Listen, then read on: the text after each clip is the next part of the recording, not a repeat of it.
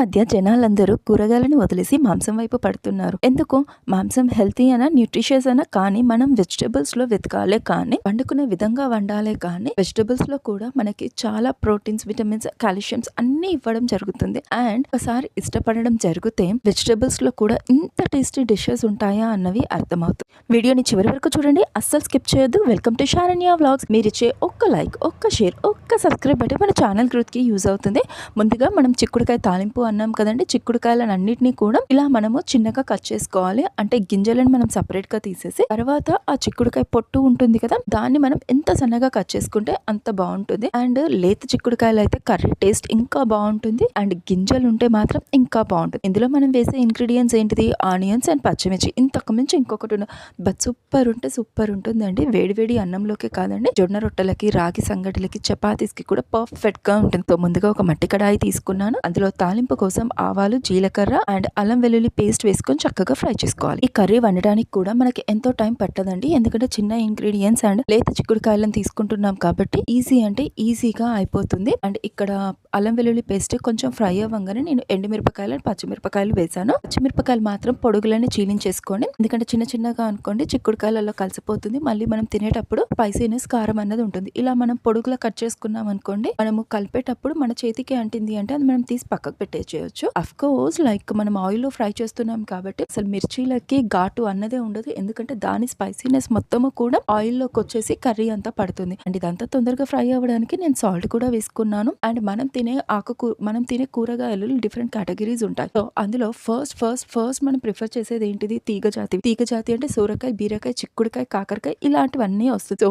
ఈ రోజు మనం తీసుకున్నది ఫస్ట్ ప్రిఫరెన్స్ అండి. సో చిక్కుడుకాయని తీసుకున్నాం, ఇది తీగ జాతిది. అండ్ నెక్స్ట్ వన్ వచ్చేసి ఆకుకూరలు ఉంటాయి. థర్డ్ వన్ వచ్చేసి చెట్టు మీద పండించేవి లైక్ టమాటోస్, వంకాయలు, బెండకాయలు ఇలా. అండ్ ఫోర్త్ వన్ వచ్చేసి non veg. Of course non veg ఈ మధ్య చాలా మంది హెల్తీగా తింటున్నారు. అండ్ పచ్చిమిర్చిలు ఫ్రై అయిపోయాయండి. పచ్చిమిర్చిలు ఫ్రై అయిపోయిన వెంటనే నేను ఆనియన్స్ ని కూడా వేసాను. ఇవి అన్ని చక్కగా ఫ్రై అయిపోవాలి. చిక్కుడుకాయలో నాకు తెలిసిన కొన్ని బెనిఫిట్స్ అండ్ నాకు తెలియని చాలా బెనిఫిట్స్ ఇప్పుడు మాట్లాడుకుందాము. చిక్కుడుకాయలో విటమిన్ ఏ ఉండటం వల్ల కంటి చూపు మెరుగుపరుస్తుంది. సో ఇది ఐసైట్ కి చాలా మంచిది. ఇంటెస్టైన్ ని క్లీన్ చేస్తుంది. గట్ హెల్త్ ని చాలా స్ట్రాంగ్ గా చేస్తుంది. కాన్స్టిపేషన్ ప్రాబ్లమ్ ని తగ్గిస్తుంది. కొంచెం తిన్నా కూడా పొట్ట ఫుల్ గా ఉంటుంది. అండ్ తరచుగా ఆకలి కాకుండా చూస్తుంది. నేచురల్ గా స్ట్రెంగ్త్ ఇస్తుంది. మంచి ఎనర్జీ బూస్టర్ గా ఇది పనిచేస్తుంది. ప్లాంట్ ప్రోటీన్ వల్ల బాడీకి strong and muscle energy Boost ఇస్తుంది. ఇప్పుడు తాలింపు చక్కగా ఫ్రై అయిపోయింది కదండి. సో ఇప్పుడు మన కర్రీకి ఎంతైతే పసుపు అవసరం ఉంటుందో, సో పసుపు వేసాం. మనం ఆల్రెడీ సాల్ట్ వేసుకున్నాం కదండి, మళ్ళీ సాల్ట్ వేసుకోవద్దు, ఎక్కువగా అయిపోతుంది మళ్ళీ అని మనం తినలేకపోతాము. సో కర్రీకి ఎంతైతే పసుపు అవసరం ఉంటుందో పసుపు వేసి పచ్చివాసన పోయేదాకా దాన్ని ఒక 2 minutes వరకు ఫ్లేమ్ మీద కుక్ చేసుకోవాలి. అండ్ ఇక్కడ మనం మిర్చి పౌడర్ కూడా వేయట్లేదు, ఎందుకంటే మనం మిర్చీసే డైరెక్ట్ గా వేస్తున్నాం. ఇక్కడ వచ్చేసి చిక్కుడుకాయ అండి, మనం ఇలా కట్ చేసుకున్న తర్వాత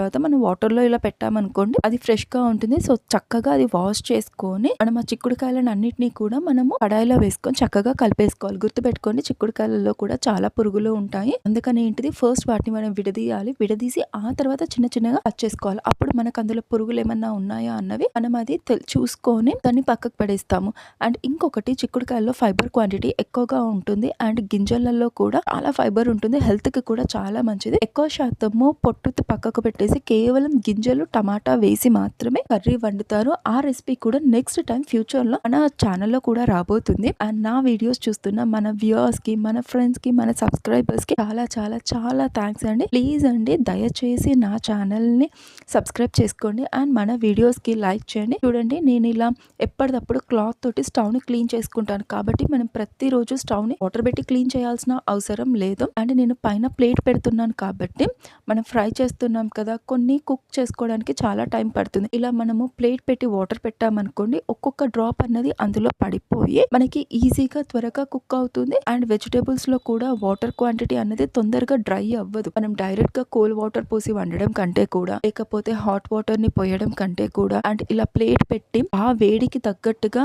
ఎప్పుడైతే ఆ వెజిటేబుల్ కి వాటర్ అవసరం ఉంటుందో అదే టైంలో అది వాటర్ అనేది ఆటోమేటిక్ గా తీసేసుకుంటుంది. అండ్ మనము స్టవ్ ని రెగ్యులర్ గా కడగడం వల్ల బర్నర్ బర్నర్స్లో వాటర్ వెళ్ళిపోవడము, డస్ట్ ఎక్కువ అయిపోవడము లాంటివి జరిగి స్టవ్ అనేది మనకి ఎక్కువ కాలం రాదు. కానీ ఇలా మనము ఎప్పటికప్పుడు మనం కర్రీ వండినా, రైస్ వండినా, ఏం చేసినా, పోపు వేసినా కూడా పక్కా ఆయిల్ స్టెయిన్స్ అన్నవి స్టవ్ మీద పడుతుంది. బట్ ఇలా మనము ఎప్పటికప్పుడు ఒక కాటన్ క్లాత్ తుడిచేసామనుకోండి, అప్పుడే వాష్ చేసి పెట్టినట్టుగా మనకు ఉంటుంది.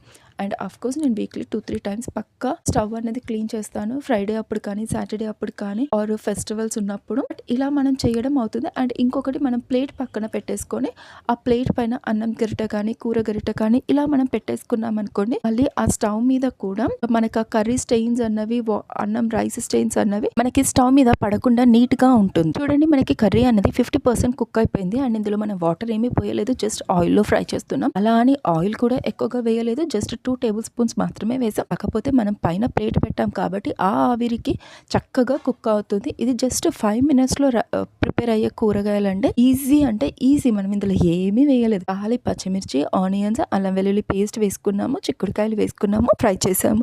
బట్ సూపర్ అంటే సూపర్ ఉంటుందండి. జొన్న రొట్టెలకు కానీ, చపాతీలకు కానీ, వేడివేడి అన్నంలోకి కానీ, పుల్కాస్కి కానీ, రాగి సంగట్లోకి కానీ సూపర్ అంటే సూపర్ గా ఉంటుంది. ఒక్కసారి ట్రై చేసి చూడండి. ఇది చిన్న పిల్లల దగ్గర నుంచి పెద్ద వాళ్ళ వరకు కూడా చాలా ఇష్టంగా తింటారు. అండ్ చాలా హెల్తీ, ఎలాంటి ప్రాబ్లము లేదు, ఇష్టంగా తినేసేయచ్చు. చిక్కుడుకాయలో ఉన్న యాంటీ ఆక్సిడెంట్స్ వల్ల స్కిన్ ఫ్రెష్ గా ఉంటుంది అండ్ మన ఫేస్ కూడా గ్లో అవుతుంది. ఐరన్ అండ్ విటమిన్స్ ఎక్కువగా ఉండటం వల్ల మన హెయిర్ గ్రోత్ కి కూడా పెరగడానికి చాలా యూజ్ అవుతుంది. బ్లడ్ సర్క్యులేషన్ ఇంప్రూవ్ చేసి హార్ట్ స్మూత్ గా వర్క్ చేసుకోవడానికి యూజ్ అవుతుంది. PCOS అండ్ హార్మోనల్ బ్యాలెన్స్ కి కూడా ఇది చాలా యూజ్ అవుతుంది. ప్రెగ్నెన్సీలో కూడా న్యూట్రియన్ సపోర్ట్ కి ఇది చాలా బాగా యూజ్ అవుతుంది. బట్ బీ కేర్ఫుల్ అండి. డాక్టర్ ని ఒకసారి కన్సల్ట్ చేసుకొని లిమిట్ గా తీసుకుంటే బెటర్. వాళ్ళ గైడెన్స్ లో తీసుకుంటే చాలా బెటర్. అండ్ ఇక్కడ మన కర్రీ అనేది ఆల్మోస్ట్ కంప్లీట్ గా కుక్ అయిపోయింది. సో మనం ఇంట్లో ప్రిపేర్ చేసుకున్న గరం మసాలా ఉంది కదా, గరం మసాలా కూడా వేసుకొని చక్కగా నేను కలిపాను. మనం ఎప్పుడు కూడా మసాలా వేసుకున్న తర్వాత వెంటనే స్టవ్ ఆఫ్ చేస్తాం. ఇప్పుడు కూడా అలా చేయొద్దు.